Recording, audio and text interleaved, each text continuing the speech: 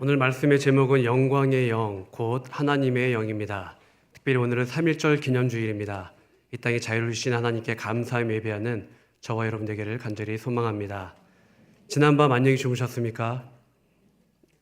저도 어제 편히 잘 잤습니다. 밤이 지나면 아침이 옵니다. 이것을 모르는 사람은 아무도 없습니다. 당연한 이치이지 않습니까? 밤이 지나면 아침이 온다. 그러나 고통의 밤을 지낼 때에는 아침이 올지 염려가 생깁니다. 혹시 극한 통증으로 밤새 뜬 눈으로 보낸 그런 경험이 있으십니까? 아니면 깊은 고민과 시름으로 잠을 한숨도 못 잔 그런 경험이 있지 않으십니까? 밤이 지나면 아침이 온다. 이것은 누구나 다 아는 사실입니다. 그러나 인생의 어두운 밤, 고통의 밤을 지낼 때에는 과연 태양이 뜰까 의심이 생기기도 하죠. 오늘 우리는 본문을 통해서 인생의 어두운 밤, 고통의 밤을 지나는 초대교회 성도들을 만나게 됩니다. 초대교회 성도들은 그리스도인이라는 이유로 고난을 당했습니다. 즉 주님을 믿는다는 이유로, 주님을 따른다는 이유로 많은 어려움을 당하게 됐죠. 로마 정부의 핍박이 있었고 또 동족 유대인들의 따돌림이 있었습니다. 그러한 가운데 믿음 생활한다는 것이 얼마나 어려운 일이었겠습니까? 이 핍박이 심해지자 믿음을 저버리는 사람, 배반하는 사람도 있었습니다. 혹은 믿음의 형제 자매를 고발하는 그러한 사람들도 있었습니다. 고통이 극에 달하게 되자 성도들은 아마 이런 질문을 했을 것 같습니다. 하나님, 왜 저 그리고 악인들을 가만히 두십니까? 왜 하나님은 성도들의 고통을 외면하십니까? 과연 하나님 살아계신 분 맞으십니까? 하나님이 우리 가운데 역사하시는 분이 맞으십니까? 아마 깊은 고통 중에 이러한 질문들을 충분히 했을 법합니다. 이 무렵에 베드로 사도는 성도들에게 고통의 이유에 대해서 설명합니다. 그리고 성도들을 위로하죠. 그리고 흔들리는 세상 가운데 또 고난 중에 있는 성도들에게 우리가 이 땅에서 무엇을 붙잡아야 하는지, 무엇을 바라봐야 하는지 참 소망에 대해서 이야기합니다. 그런 면에서 베드로전서를 소망의 서신, 희망의 서신, 위로의 서신이라고 부르기도 합니다. 본문 12절에 보면 불시험이라는 단어가 나옵니다. 즉 신앙생활하다 보면은 이해할 수 없는 고난, 아픔, 어려움, 불같은 시험이 있다라는 이야기예요. 대한민국 초창기에도 많은 성도들이 믿다가 환난과 핍박과 어려움 가운데 있었습니다. 또 심지어 우리 선조들 중에는 믿기 때문에 순교하는 그런 분들도 계셨습니다. 지금 우리는 하나님의 은혜로 비교적 자유롭게 신앙생활하고 있습니다. 그럼에도 불구하고 성도님들의 삶을 면면히 들여다보면 참 고통과 아픔 가운데 살아가는 성도님들을 많이 만나게 됩니다. 인생이 우리의 뜻과 계획대로 잘 되지 않습니다. 자녀들의 문제를 보십시오. 부모님들의 바람과 소망, 뜻대로 계획대로 잘 되지 않습니다. 때때로 자녀의 문제로 눈물 흘리시는 분들 많이 목격하게 됩니다. 또 행복해야 될 가정, 또 교회 공동체가 관계로 어그러지고 시기와 다툼이 생기기도 합니다. 그러니까 관계도 내 마음대로 안 돼요.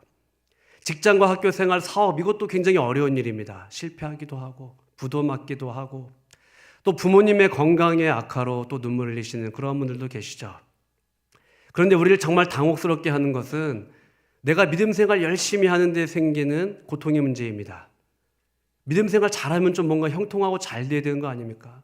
내 자신의 삶도 그러고 우리의 자녀들도 좀 성공하면 얼마나 좋습니까? 그렇게 안 믿는 사람들에게 예수님 믿어야 복 받는다, 예수님 믿어야 잘 된다 그러면서 전도도 하고 하나님께 영광 돌릴 수 있는 거 아닙니까? 초대교회 시절 많은 사람들이 고통의 문제로 흔들렸습니다. 베드로 사도는 그 고통에는 분명히 이유가 있다라고 얘기하고 있어요. 12절 초반에 보면은 너희를 연단하려고 라는 말이 있습니다. 너희를 연단하려고.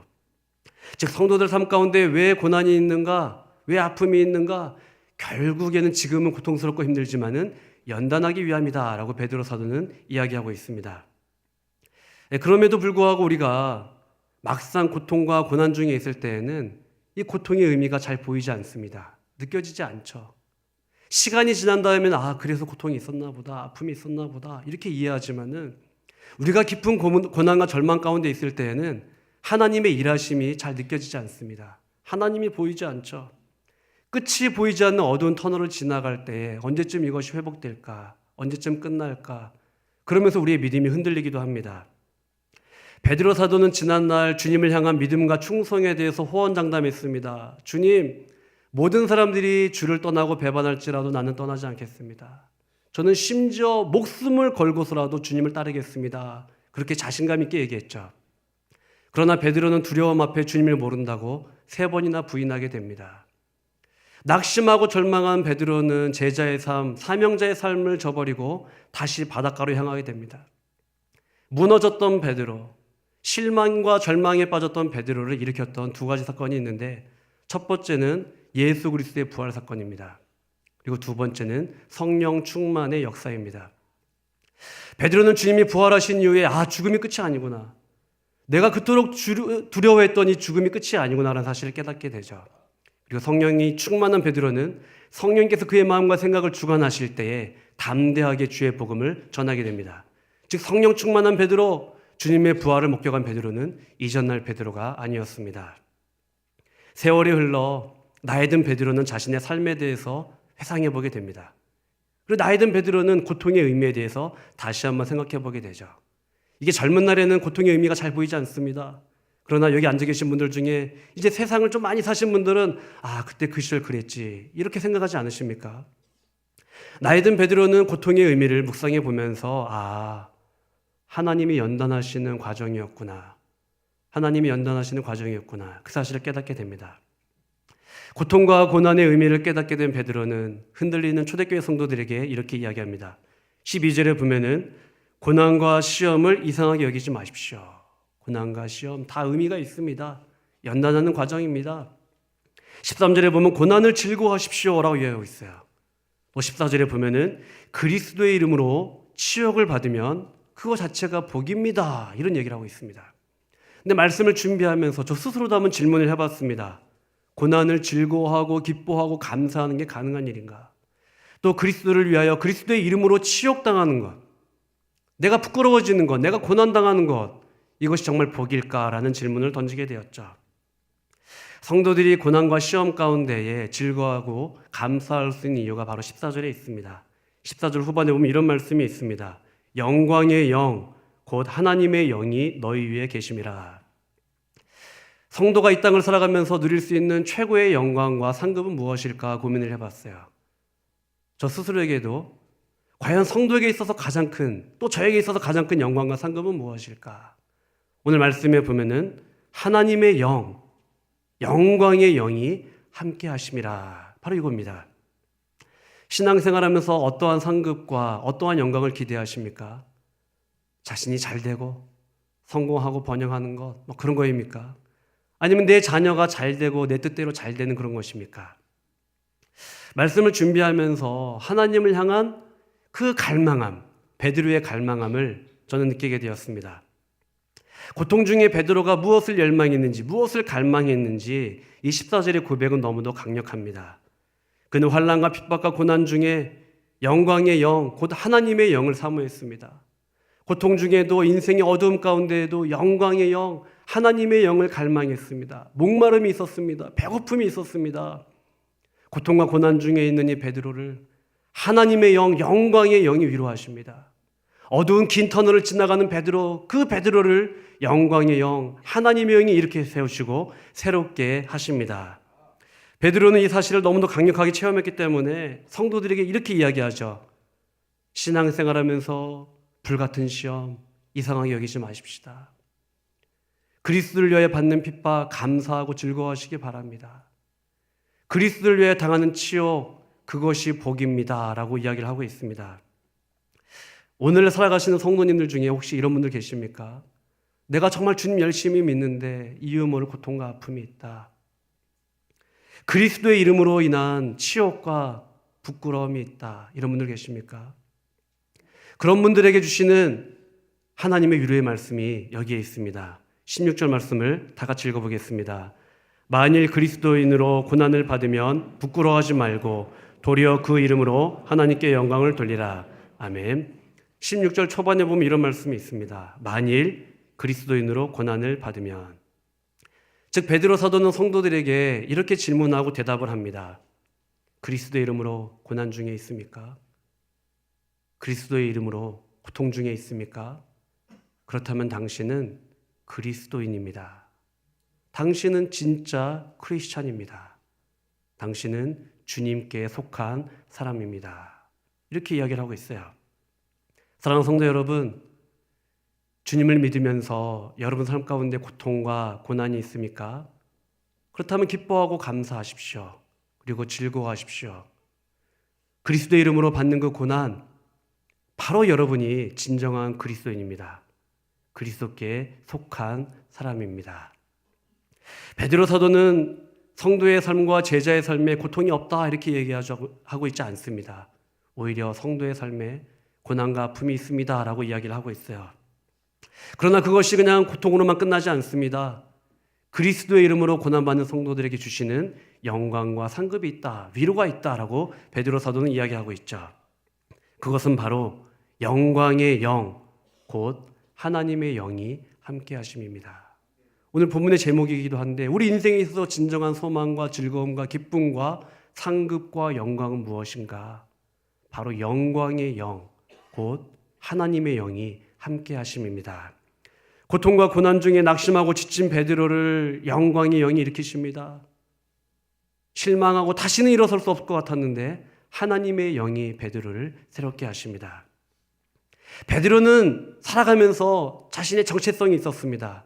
그것은 바로 그리스도인입니다. 나는 그리스도인이다. 나는 그리스도께 속한 사람이다. 나는 그리스도인, 그리스도께 속한 사람이기 때문에 그리스도를 인하여 내가 고난받는 것, 이것은 내 기쁨이다. 내 자랑이다. 내 영광이다. 그러한 믿음의 고백을 하게 됩니다. 성도가 그리스도의 이름으로 고난을 당하는 것, 이것은 영광이 맞습니다. 그러나 자신의 이기심과 탐욕 때문에 고난을 당한다. 이것은 어리석고 부끄러운 일입니다. 15절을 다 같이 읽어보겠습니다. 너희 중에 누구든지 살인이나 도둑질이나 악행이나 남의 일을 간섭하는 자로 고난을 받지 말려니와. 베드로 사도는 초대교회 성도들에게 괜한 시기와 다툼으로 고난받지 마십시오라고 이야기하고 있어요. 쓸데없이 다른 사람 일에 참견하여서 고난받는 것, 그것은 그리스도의 이름으로 받는 고난이 아닙니다.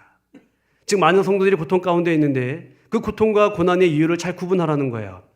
성도들이 과연 그리스도의 이름으로 고난을 받는지, 아니면 자신의 이기심과 탐욕과 정욕과 감정을 조절하지 못하는 분노 때문에, 그 어리석음으로 부끄러움 때문에 고난을 받게 되는지, 이것을 잘 구분하십시오라고 이야기를 하고 있습니다. 17절과 18절에 보면 심판에 대한 이야기를 하는데 다 같이 읽어보겠습니다. 하나님의 집에서 심판을 시작할 때가 되었나니 만일 우리에게 먼저 하면 하나님의 복음을 순종하지 아니하는 자들의 그 마지막은 어떠하며, 또 의인이 겨우 구원을 받으면 경건하지 아니한 자와 죄인은 어디에 서리요. 베드로는 하나님의 심판이 멀지 않았습니다라고 이야기하고 있어요. 17절 초반에 보면은 하나님의 집에서 심판을 시작할 때가 되었나니라고 이야기합니다. 즉 이 이야기는 뭐냐면은 그리스도인이나 그리스도를 거부한 사람이나 모두 다 심판을 받게 됩니다라는 이야기예요. 그러나 그 심판의 의미는 다릅니다. 그리스도인들에게 심판은 생명이요 구원이요 참 소망입니다라고 이야기하고 있어요. 그러나 악인들에게는, 하나님을 인정하지 않고 거부하는 자들에게는 그 심판은 죽음과 파멸입니다라고 이야기를 하고 있습니다. 초대교회 성도들은 마라나타라는 인사를 참 많이 나눴습니다. 마라나타는 주 예수여 어서 오시옵소서라는 인사말입니다. 주님 빨리 오십시오, 이런 소망을 담아서 인사했습니다. 마라나타. 고통 중에, 절망 중에, 또 눈물 중에 살아가는데 주님 오셔서 우리의 눈물을 닦아주십시오. 마라나타. 주 예수여 오시옵소서. 지금 악인들이 번성하는 것 같지만 저 악인들 언젠가 심판하실 줄 믿습니다. 주 예수여 오시옵소서. 마라나타. 그러므로 베드로 사도는 심판이 곧 우리에게 닥치게 될 텐데 믿는 자들에게는 그 심판은 평안입니다. 그러나 마라나타, 그 심판은 악인들에게 저주와 절망과 죽음입니다 라고 이야기를 하고 있죠. 마지막으로 19절 한번 읽어보겠습니다. 그러므로 하나님의 뜻대로 고난을 받는 자들은 또한 선을 행하는 가운데에 그 영혼을 미쁘시는 하나님 창조주께 의탁할지어다. 아멘. 누군가를 신뢰한다는 거 굉장히 위험천만한 모험입니다. 은행에 자신의 돈을 예치한다는 것, 그것도 불안한 일이죠. 그 은행이 파산하고 부도나면 좀 어떻게 되는 거죠? 또 버스 타고 비행기 타고 기차 타고 택시 타는 것, 이것도 불안한 일입니다. 어떻게 우리의 목숨을 운전기사에게 맡길 수 있습니까? 우리가 늘상 타는 그런 대중교통수단도 상당히 위험한 일이죠. 수술실에 들어간다는 거 더더욱 두려운 일입니다. 내가 살아서 나올 수 있을까? 내가 완치가 될까? 가족들을 다시 만날 수 있을까? 내가 걸어서 이 병원을 나갈 수 있을까? 수술도 굉장히 참 두렵고 어려운 일이고 의사에게 나를 맡긴다는 것, 병원에게 나를 맡긴다는 것 참 두려운 일입니다. 생각해 보면은 이 결혼은 엄청난 모험입니다. 제가 이제 원래 원고에는 엄청난 모험입니다라고 썼지만은 원래 제 의도는 엄청난 도박입니다. 이겁니다. 도박입니다. 결혼은 도박이에요. 우리 청년들 앞에 계시는데 결혼은 도박입니다. 어떻게 내 삶을 누군가에게 맡길 수 있죠? 우리가 20, 30년 살다가 결혼을 하게 되는데 남은 50년, 60년을 어떻게 생면부지의 사람에게 맡길 수 있습니까? 참 어려운 일이지 않습니까? 짧게는 1, 2년 교제하고 길게는 5년, 10년 교제하다 결혼하는데 어떻게 해야 남은 인생을 그 사람에게 맡길 수 있죠? 또 여기 많은 부모님들 앉아 계시는데 내 딸과 내 아들을 어떻게 그 사람에게 맡길 수 있죠? 그것 또한 참 어려운 일입니다. 우리는 믿고 맡겼다가 배신을 당합니다. 또 믿었던 그 사람이 실수하기도 하죠. 혹은 믿었던 기관이나 단체가 부도맞고 파산하기도 합니다. 베드로 사도는 이 땅을 살아가는 성도들에게 이렇게 이야기합니다. 흔들린 세상 가운데에 언제까지 사람을 의지하시겠습니까? 언제까지 그 흔들리는 그 마음을 붙들고 사시겠습니까? 어떻게 세상에 있는 단체나 기관을 의지하며 사시겠습니까? 창조주 하나님께 여러분의 영혼을 의탁하십시오. 하나님만을 바라보십시오. 라고 이야기를 하고 있습니다. 말씀을 정리하겠습니다. 설교를 여기까지 준비하고 아내가 제 설교를 굉장히 궁금해했습니다. 저는 주로 이제 오베베 때 청년들 대상으로 설교를 하는데 이제 어른들, 장년들 대상으로 설교한다고 하니까 아내가 궁금하기도 했고 또 불안했나 봅니다. 혹시 원고를 다 썼냐? 설교 내용이 뭐냐? 그래서 설명해달라고 그래서 쭉 설명을 해줬습니다.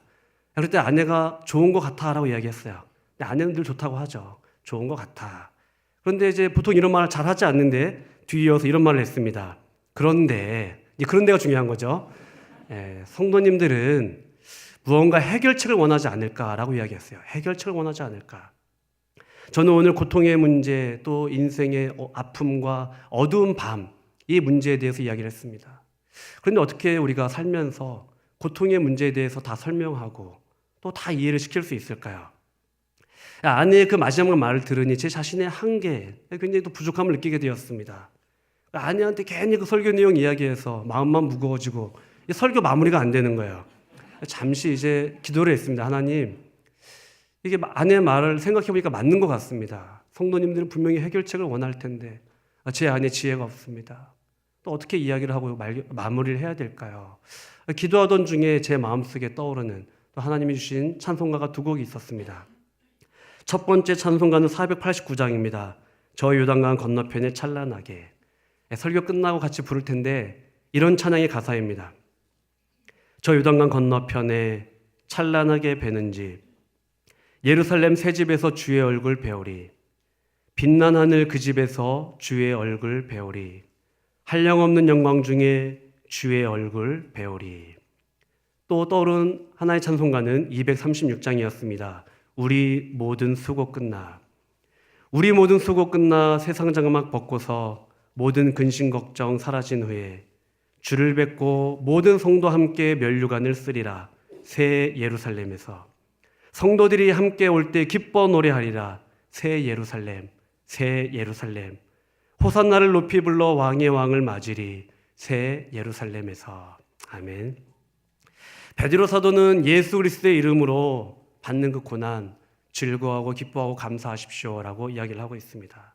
왜냐하면 그리스도의 이름으로 고난을 받을 때에 영광의 영, 곧 하나님의 영이 함께 하시기 때문입니다 라고 이야기하고 있어요. 삶 가운데 고통당할 수 있습니다. 그리스도의 이름으로 고난당할 수 있습니다. 그러나 기뻐하고 즐거워하시기 바랍니다. 왜냐하면 영광의 영, 곧 하나님의 영이 저와 여러분과 함께 하시기 때문입니다. 또한 우리가 고난을 통해서 그리스도의 이름으로 받는 고난을 통해서 우리는 한 가지 사실을 확인하게 됩니다. 아, 내가 그리스도인이구나. 내가 그리스도께 속한 사람이구나. 내가 그리스도의 이름으로 고난을 당하는 것, 내가 크리스찬이구나. 이것을 확인할 수 있는 증표이기도 합니다. 사랑하는 성도 여러분, 우리가 이 땅을 살아가는데 또 어둠의 밤, 또 고통의 밤을 맞이할 수 있습니다. 그러나 그 언젠가는 우리는 이 육신의 장막을 벗어버리고 하나님 앞에 서게 될 것입니다. 그리고 하나님께서 모든 눈물을 닦아주실 것입니다. 이 땅을 살아가면서 의심의 안개, 참 하나님이 보이지 않는다, 느껴지지 않는다, 내 삶이 이해가 되지 않는다. 그러나 하나님 앞에 섰을 때 의심의 안개 구름 다 거치고 참 위로와 평강이 넘칠 줄 믿습니다. 밤이 지나면 아침이 옵니다. 밤이 지나면 아침이 옵니다. 그러나 인생의 어두운 밤, 고통의 밤을 지날 때에는 그 아침이 언제 올지 잘 알 수가 없죠. 그럼에도 불구하고 그리스도의 이름으로 고난당하는 성도들에게 주신 하나님의 약속의 말씀이 여기에 있습니다. 영광의 영, 곧 하나님의 영이 함께 하십니다. 그 창조주 하나님, 우리의 아바 아버지 되신 하나님을 바라보면서 그 하나님께 우리의 영혼을 의탁하면서 이 믿음의 길, 또 때로는 어두운 밤, 고통의 밤을 지나가는 저와 여러분 되기를 간절히 소망합니다. 기도하겠습니다. 하나님 감사합니다. 우리에게 새 생명과 호흡을 주심에 감사를 드립니다. 여기까지 인도해 주심에 더욱 감사를 드립니다. 모든 것이 하나님의 은혜와 사랑입니다. 그러나 뜻하지 않는 고난과 이해할 수 없는 고통의 문제로 연약한 우리들은 낙심하고 흔들리기도 합니다. 우리를 긍휼히 여겨 주시옵소서. 그리스도의 이름으로 받는 고난과 고통 중에 영광의 영, 곧 하나님의 영이 함께 하심으로 참 위로와 평안을 누리게 하여 주시옵소서. 진정한 소망이 무엇인지 깨닫게 하시고 우리의 모든 것을 아시는 창조주 하나님 아바 아버지께 우리의 모든 것을 맡기는 삶 되게 하여 주시옵소서. 하나님을 갈망하게 하여 주옵소서. 하나님을 신뢰하는 우리 모두가 되게 하여 주시옵소서. 우리 주 예수 그리스도 이름으로 기도합니다. 아멘.